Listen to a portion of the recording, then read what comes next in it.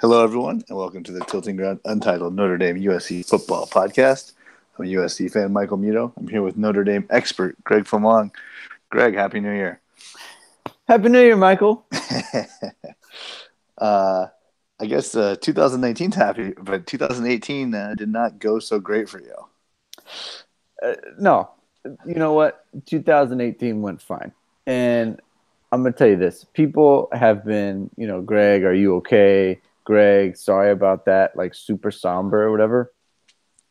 Like, look, if I was to list like the 10 worst losses of my Notre Dame fandom, like this isn't even in the top. Like it might not even be in the top 15. So, wow. Okay. Like, all right. I had someone texting me, Greg, I'm sorry they laid an egg on you or whatever. I'm like, you know what? I'm used to multiple eggs. Yeah. Like last year they lost to Miami by 33 points, and that team was doo-doo. So at least Clemson, like they're good, and everyone agrees that they're really good. So, they lost to a really good team. All right. Well, let's start with how did you take the game in? What was the setup? What was the? I was at my parents', but my mom came to our house. So my parents live like 5 blocks from us. So it's real easy for me to just go over there. And my mom came over here to hang out with Amy, and the baby, because my son was taking a nap during his nap time. So it was just Amy and the baby and our oldest, the 4-year-old here. And so they were hanging out here, and I went to my parents and watched the game with my dad because I didn't want to yell and scream with the baby around. Makes sense. Because that's kind of shaky. So, and it's good too because I was yelling and screaming a lot. So that's how I was watching it. It was just me and him, and we had some sandwiches and some stuff. So, that was good. That was fun to watch the game. Just the two of us. I usually don't like to watch with a bunch of people around. No, me either. I the big ones. If I don't care, I can watch with people. We've talked when I care. Yeah. We've talked about that before. True. So, I think everyone knows what happened. It's been is one of the bigger games of the year. Notre Dame lost. They didn't play well, but I was watching the game. I was on vacation. But I made time to find the game. Unfortunately for me, and when it was 9-3 with about 5 minutes left in the second quarter, I almost texted you, hanging in there, and I'm like, you know what? I don't know what Greg's doing. I'm gonna go radio silent on this one, and then I was at a sports bar actually at a brewery in Moab, Utah. Okay. And then I look up again, my food came or something. Yeah. And now it's, what was it, 16? Let's see if I do my math right. Yeah, Yeah. 16. I'm like, oh, that's weird. Then I look up again, and it's, 23-3. I'm like, okay, good thing I didn't send a text. That would have been the jinx. And it's funny, too, because it was 3-3. And the way the game was going, I thought, like, at some point, Notre Dame's going to figure out that they can do this. Right.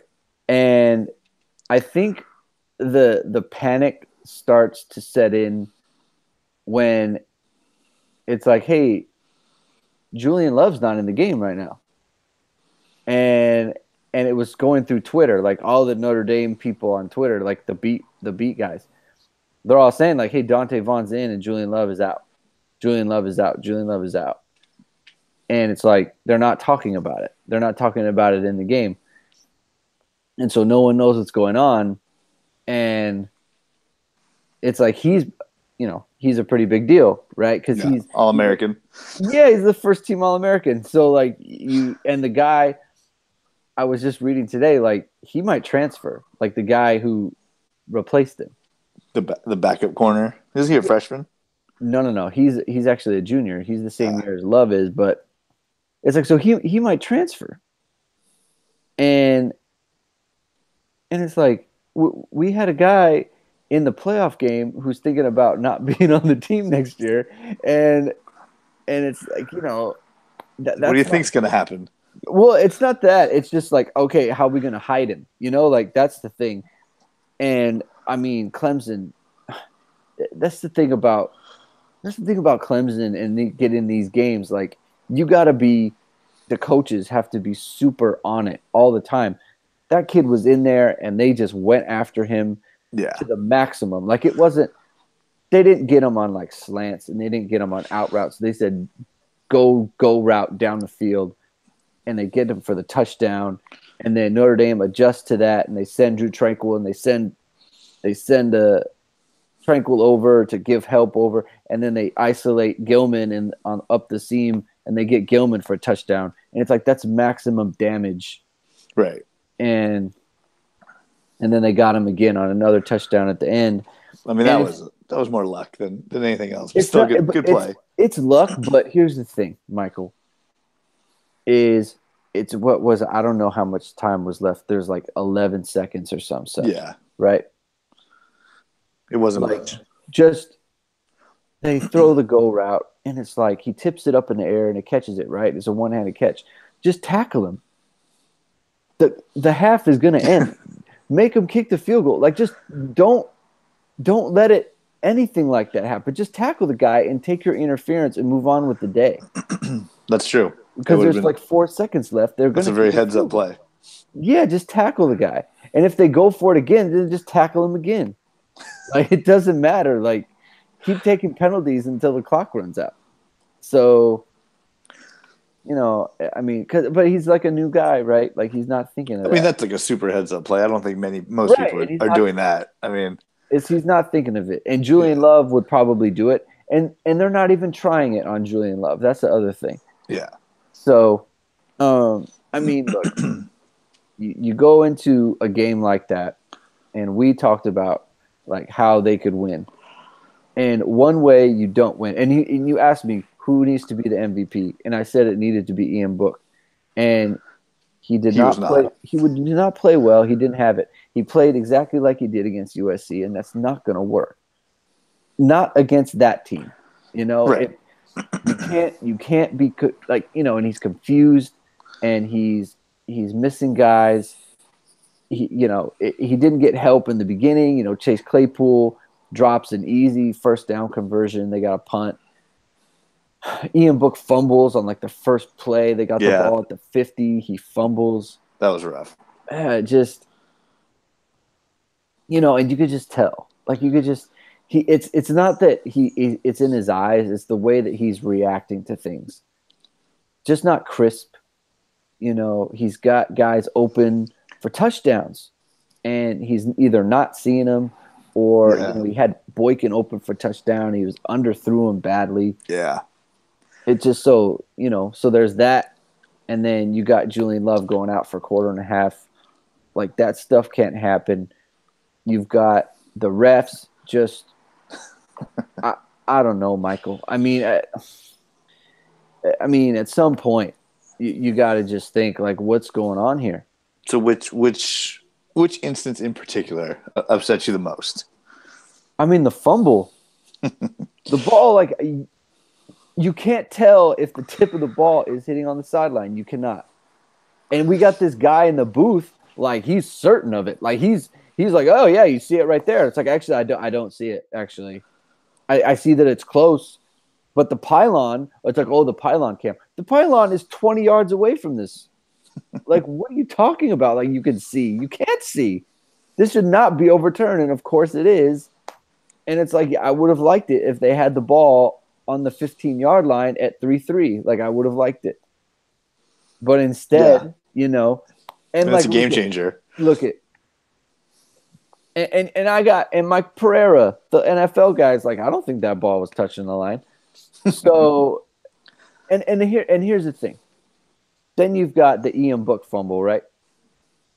Yeah. And they say it's a clear recovery. The ball's rolling around on the ground. Yeah, the ball was sitting out there for a while. The ball was sitting there, and I didn't know what they do. He's batting it around, and then he eventually just picks it up, and they're just like, yeah, clear recovery. And when he picks it up, he doesn't pick it up like he recovered a fumble. He like just picks it up. Yeah. And then like thinks about it, it's like, wait, if I picked the ball up, this might have been a fumble. Yeah. So but he did fumble, and he probably Yeah, would have he did. recovered it. That one doesn't bother me as much. No, But no.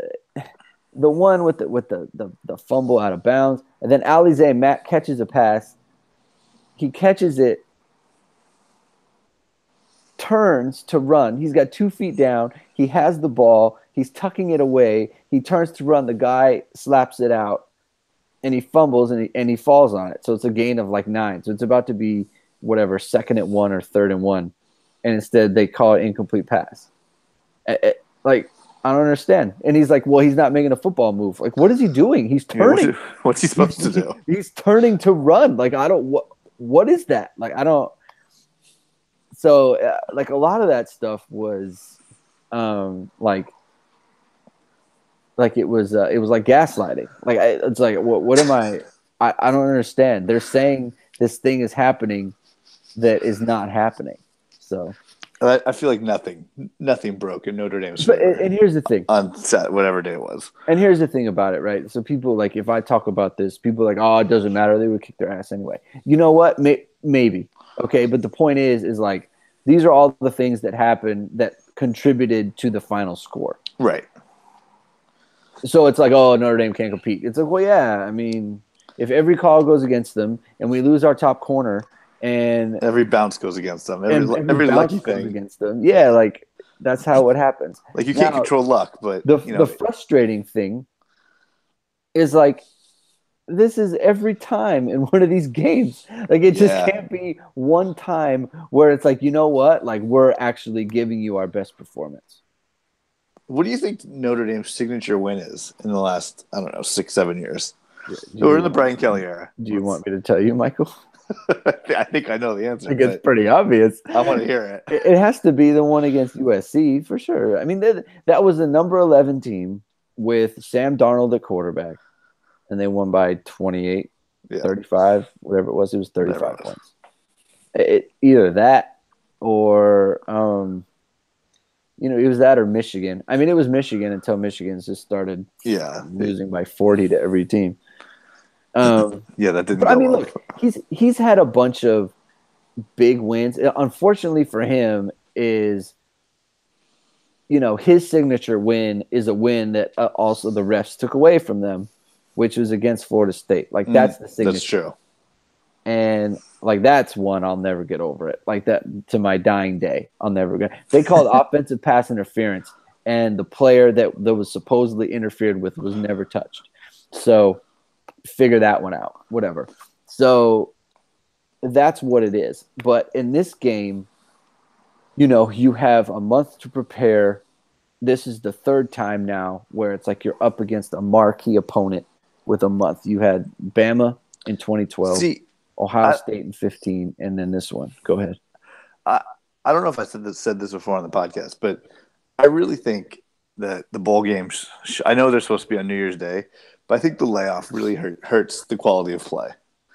And I don't know what you do about it. I'm not that smart, but I just feel like that 30 days or whatever, a month and a half is just too much time for some teams, and it's just not. It does feel weird to me. Like, I feel like it's a different team. Yeah. And that was the part of it that was also frustrating, because it's like, oh, guys, like, not like this. Like, don't do it like this. Like, they played so unlike this all year, But I will say, like, the last time we saw them play was against USC, and they played just like that. Yeah, it wasn't great. It was just like that. And it was like the defense was fine, but they gave up some stuff in the passing game. And Ian Book was not sharp.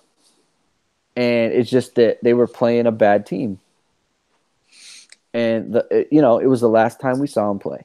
And, I tried to I rationalized it as, it was the end of a long season. Maybe they were a little tight, all the travel and all that stuff. Right. And maybe they're a little tight because of the moment. But, I mean, they looked exactly like they did. Yeah, they looked exactly like they did against USC. Just no different. And obviously that team wasn't going to be good enough. Yeah. So. It's a sad way to end it all. I just don't know how they figure it out. Like, how do you do it so that, because, like, I agree with you, like, the layoff is weird, but the layoff it's always going to be like that. Yeah, there's no way to change it. So, what's the answer? Like, like that's the only thing. I wrote the article I wrote. My like recap was, how do you get this figured out? How do you figure out how to get the team prepared to play their best football in the big game like this? Well, the games aren't even on New Year's Day, so I feel like you can actually, maybe do it. Give the teams 2 weeks off for the championship game and 2 weeks off before, Yeah. which is a little better. So like a double bye. Yeah, which is a little better than like a whole month. And then you play again in a week.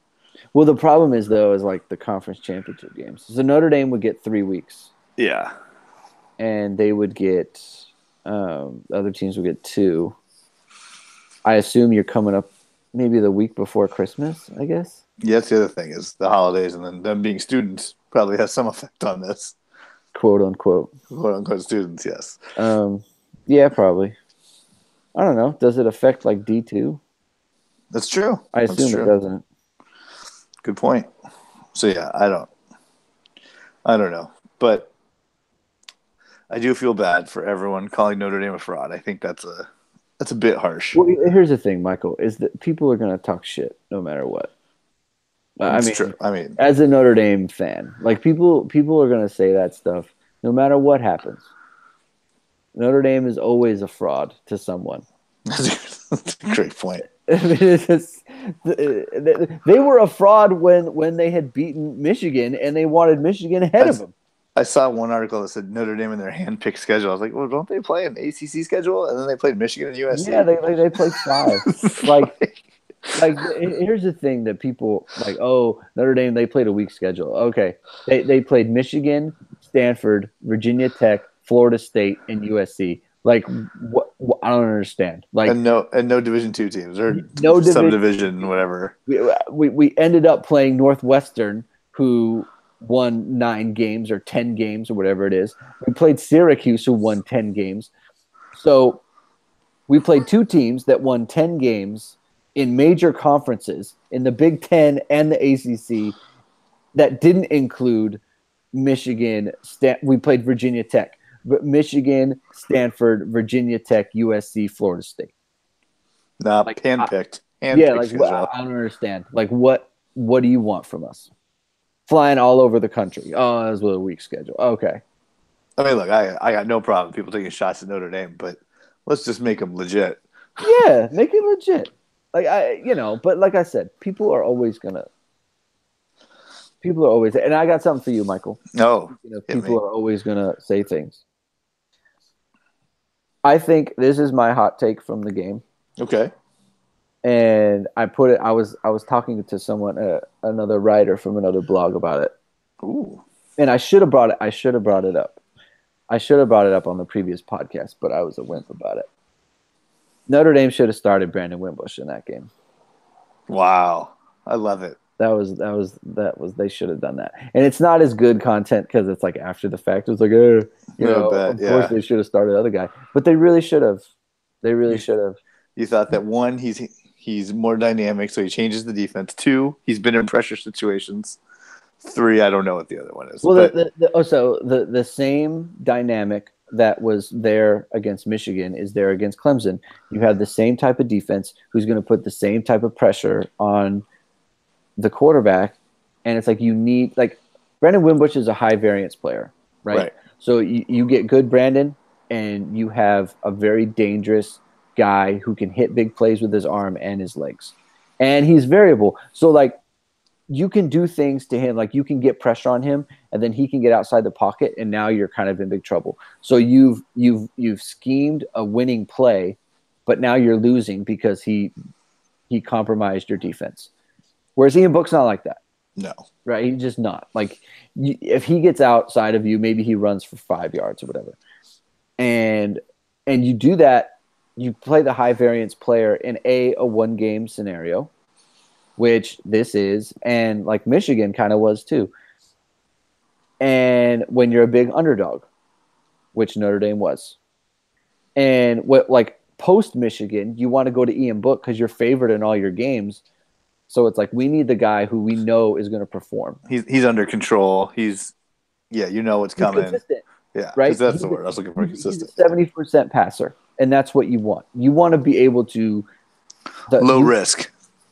Low risk, and it's kind of like the ceiling is lower, but like you don't need a high ceiling when you're already favored. Like you're already Right. better than all these teams. So, but in this one, it's not like that. It's like you gotta make something happen, right? You gotta be honest about the fact, like, look, they're better than us, so we need to change it up. And obviously, that's a hell of a risk to take in the national semifinal. Hey man, Nick Saban pulled his quarterback in the national title game. He did, but they were already losing. He didn't start him. True. And it's like you can't go to Brandon when you're down 23-3 because we got to pass all the time. Well, yeah, so, that's a different problem. But, yeah. So, but you gotta be able to make big moves. Yeah, Michael. So yeah, I'm trying to think what else I've seen in the world. I mean, that's something you talk about a lot, which I've seen a lot more recently, is the blue chippers, the 4-star, 5-star percentage, all that stuff. People talk about that. That's what you need to compete in the national playoffs. And Alabama with their 1 million 5 stars and Clemson with a comparable number are just heads and tails above everyone else. Yeah, Clemson's got 9. They got 9 5-star players. But yeah, I mean, I feel like that's something you've talked about a lot, and now I see it a lot more after Notre Dame got pounced. You know who has the most 5-star players on their roster? You told me last week, and I don't remember. It's Georgia. Wow. 14. 3 losses. Oh my God! I swear, and those Georgia players, God bless them. Just talking so much trash on the Twitter while Notre Dame is losing, and meanwhile they just get boat raced by Texas, a 4-loss team. That's fantastic. That's great for USC Nation that Texas beat Georgia, but why is that good?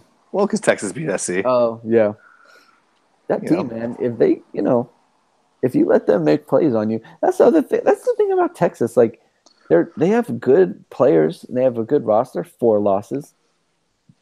They lost to trashy Oklahoma State and trashy Maryland. Yeah, I can't believe they lost to Maryland. Good grief.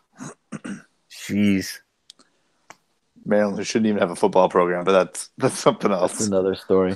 Yeah. Right. Thank God we don't do a Maryland podcast. Oh man, Michael. I can't believe those dudes lost by 27 again. I mean, I couldn't believe that. I couldn't believe it was over at halftime. That was the most unbelievable part to me. Was that this thing? You just knew it was over. It's over because because of the way that they are constructed. Yeah. There's never been not one time this year, maybe against Wake, but other than Wake Forest, they are not a quick strike offense. That is not what they do. They cannot push the ball down the field.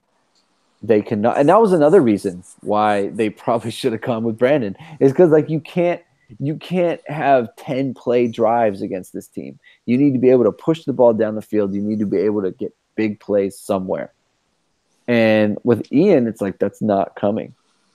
No, it's not. They threw every deep throw is a back shoulder throw, where it's he'll catch it, but he's not going anywhere. He'll just get tackled right there. Mm-hmm. And that's what it is. And and you got Dexter, and if he's not breaking a big run, then where is your chunk play coming from? Yeah, nowhere. Yeah. So how are you gonna sustain drives against that defense, especially when it's now we're up by 20, and then they have that offense. Yeah. I mean, look, the first touchdown was enough, and obviously it's different. Maybe if they're down by 6 or whatever, the game goes differently. But we feel like when he misses the extra point, we're back in this. Well, it's not back in it, but it's look at that. we're still in touch. Right. Like you said, when it was 9-3, I'm thinking we're in touch. It's fine. This is fine. Like you don't like it, but it was a little bit alarming because the way that they got the touchdown was by beating the backup, and it's that feeling of like, why can't they just do this on every drive now? And you could just tell, like, because Trevor Lawrence, he was rattled in the beginning. He was looking at the pass rush. He had guys open, but he was throwing it too soon because they were getting such good pressure. I mean, Notre Dame had a good plan for him, but then Love was out. They took the shot and they hit it, and you could just tell, like, oh, the lid came off. Like, oh, we got him. But even then, though, you feel like the offense could just bail you out for more than 50 seconds, right, on that drive before the half. Like you feel like just keep the clock running, do something. Well, and not just that, but they were running out the clock, and then our guy jumps off sides. Like they're running out the clock. Yeah, like you can't do that. And he jumps off sides to get a big pass play, and then Jerry Tillery.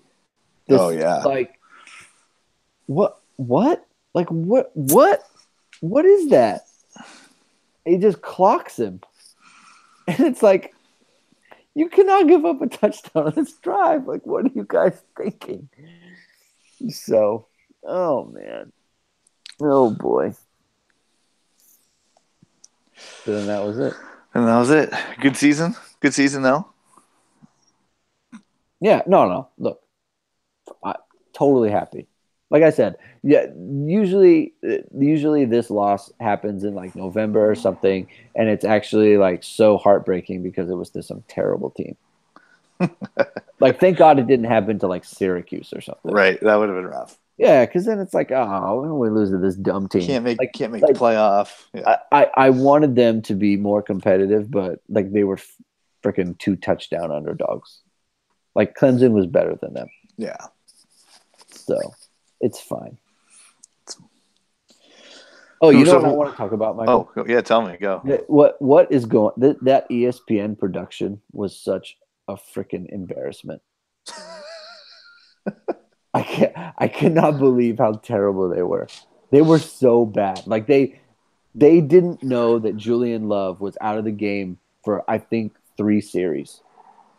And the only reason that they mentioned it is because Dante Vaughn gave up the touchdown. It's like, who's that? They got their chart out. Like, and wait, they're what? Like, they showed the touchdown pass.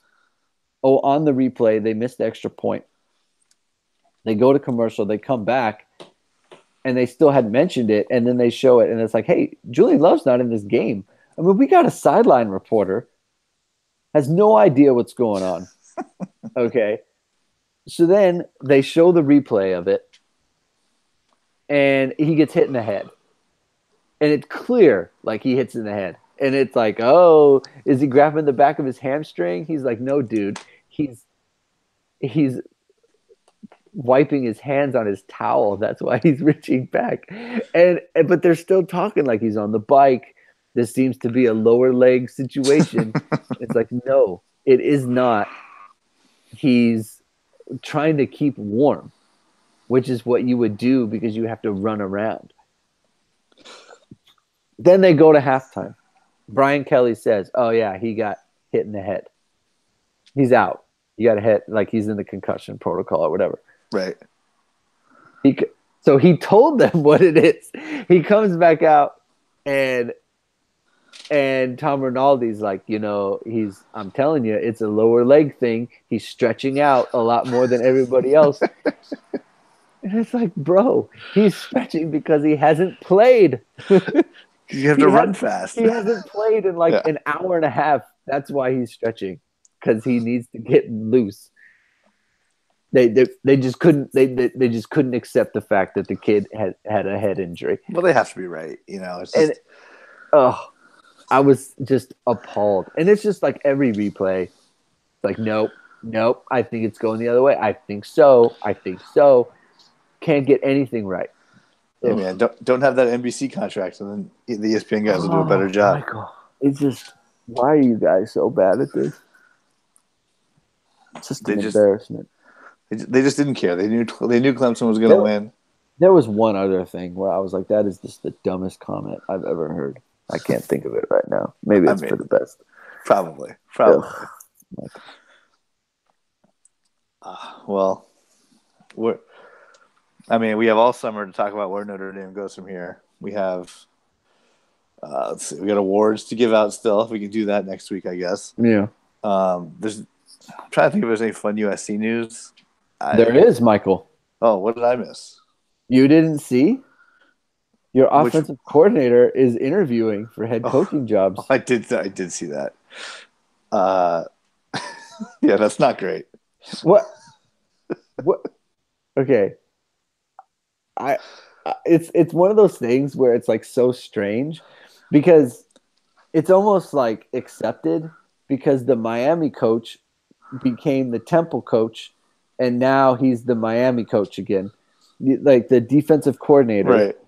He is hired to be Temple's coach 2 weeks ago. Then they get destroyed in the bowl game. Did they get destroyed? I don't remember. Whatever. I heard that, but I don't remember. It's not important. Yeah. They play in the bowl game. They lose. They lose. Then Mark Richt retires suddenly, which is weird. And then he's the Miami coach. He was Temple's coach for 2 weeks. I read somewhere that the old Temple coach got a new job. So because of the old Temple coach getting a new job, and then the Miami defensive coordinator going back to Miami, Temple University is earning like $7 million in buyout fees. That's fantastic. So they got some money for a good coach. Yeah. So I feel like since that happened, it's like Cliff Kingsbury. It's like, well, he's like an OC. It doesn't even matter. Yeah. It's just yeah, that's real tight. Right. This is what I've been saying, Michael. He is the face of that program. King Cliff. That's what Scott Wolf calls him. I have no idea what Clay Helton is thinking. I don't think he does either. So what are you guys thinking? are on the same page. First of all, like we were saying, and Tim said it too. If he's any good, he's going to be gone. He's going to be there 1 year. Right. Also, if he's any good, Texas Tech might have won more games. I mean, I'm just throwing it out there. I don't think that's like the hottest take, but they could have considered it. He's going to be there 1 season, Michael. Yeah. If he can't become the head coach, why is he there? He doesn't want to be an offensive coordinator. The incoming offensive coordinator is interviewing for head coaching jobs in the NFL, while the head coach currently is trying not to be fired from his current position. And the defensive coordinator would say yes to any NFL job that comes his way. So it's just, I look, this is not hindsight. We said it, the both of us, before he was hired, before it was anything. It was a bad idea. It's a bad idea. Even though, like, on the field, it may work, ultimately, it's a bad idea. Yeah. Agreed. Yeah, I still stand by that. There's no win. I mean, unless they win the national title, which is very unlikely. Got to beat Bama. But even if they win the national title, it's like then he definitely leaves. Like, then what? Clay Helton doesn't run an air raid offense. Then what do you do? Oh my God!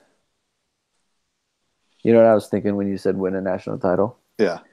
So Notre Dame goes to Georgia next year. Okay. With their 14 5-star players in Athens. So that's great.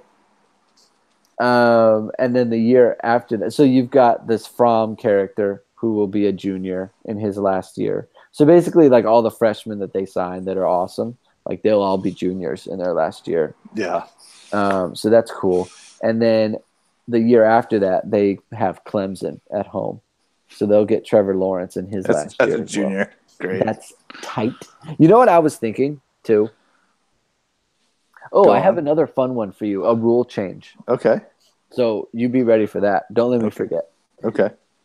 Um, I was thinking that the age limit thing, because you got these guys, right? Like JT Daniels. Let's say he stayed in high school. Because I don't know if you know this, but he's actually he's supposed to be a senior in high I school. hear that he foregone his He's supposed to be actually a senior in high school this year. yeah I don't know if you knew.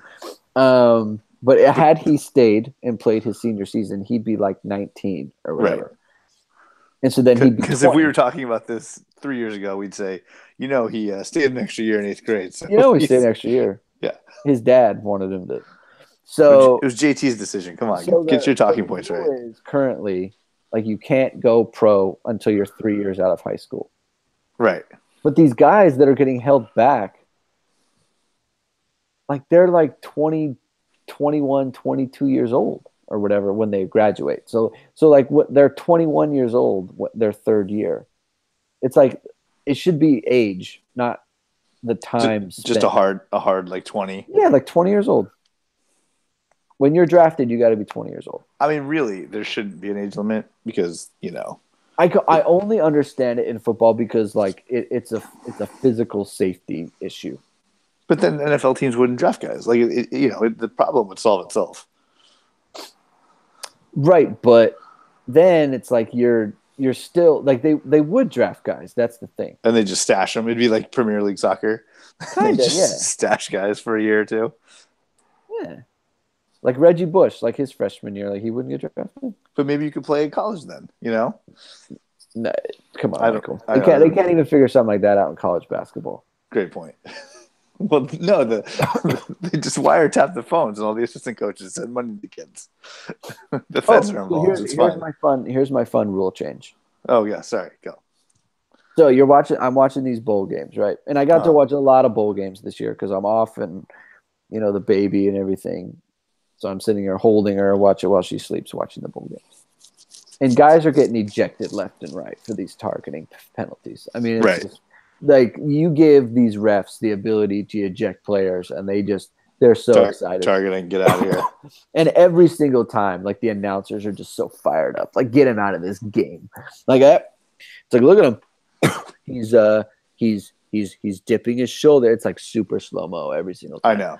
He's dipping his shoulder, and look at the head, and look at the crown. It lowers, and there you have it, right there. So he's got to be kicked out of the game. That's got to be an ejection. They're just so excited. But what's funny is they only get juiced about targeting when the ref calls the penalty first. If it's like targeting and like a real targeting penalty, the ref misses. They never mention it. Oh no, Mike. Never. So this is my fun idea. All right. You know how in basketball there's flagrant 1 and flagrant 2? Yes. There needs to be targeting 1 and targeting 2. Okay. So it's like you get 1. Because if it's like incidental, right? Because some of these you see him and it's like, look, he's not trying to hurt the guy. Everyone's going like at a million miles an hour. Like it's like everyone's going a million miles an hour, and the receiver kind of dips his head, and it's late. And like, it's kind of so you're not really meaning to like really hurt him. He's not trying to knock someone out. He's just trying to make a tackle. He's like making a normal tackle. It's like that could be targeting 1. It's a penalty. If it happens again, you're out of the game. Just like flagrant foul. That's what they should do. So you don't have a string of players just getting like kicked out of games. Just tossed left and right. I mean, what game was it? The LSU UCF game. Yeah, that was a good like one. 4 guys ejected. And if they do the targeting 1, targeting 2, there actually might be more player safety involved because they'd be calling more targeting 1 penalties because they know they're not tossing guys. Right. It's a smart rule. I like it. Thank you, Michael. It goes along with my red shirt rule when people can. Well, that was our old rule from last year. Old rule. Well, that was already year, that became true. Yeah, the NCAA they thought of me. Yeah, I mean they listen. People listen to this. I don't know. It's very true, Michael. I swear. There's been some things where I was like, this is too weird, but okay. Yeah, we got the guy. Did you listen to the pod? Yeah, listen to the pod with the Untitled guys. They got some good ideas. And, yeah, it's real. It's real, man. All right, Michael. All right, I heard your yawn. It's late. Happy New Year. But we got kids, man. Yeah, we This got is in the babies to throes. feed, put to sleep. And let me tell you something. I said last week that Uh-huh. the three, having the three, that's difficult. Yep. Yeah, that has only been exacerbated. Michael, Oh God. I'm hanging in there, man. Just by a thread. By a thread. Oh boy. Hey, thank God your parents live 5 blocks away. Exactly. God bless him. God Well, bless him. Happy New Year to you and the fam. Happy New Year to all the listeners. Follow Greg on Twitter, Greg2126. Follow Greg at uhnd.com. New articles all the time. Who knows what the offseason will bring? Quarterback controversies, recruiting rankings, guys transferring. It's all there. Follow us, Tilting Ground. We'll definitely have a podcast. I don't know when we'll do it. Maybe in the usual time, right? We'll figure something out. Yeah, we'll figure something. We got awards to give out. We got recruiting coming up in February. There's some stuff. There's some stuff to do. Yeah. National title game coming up. So yeah. All right. Well, happy New Year to everyone, and fight on. Go Irish.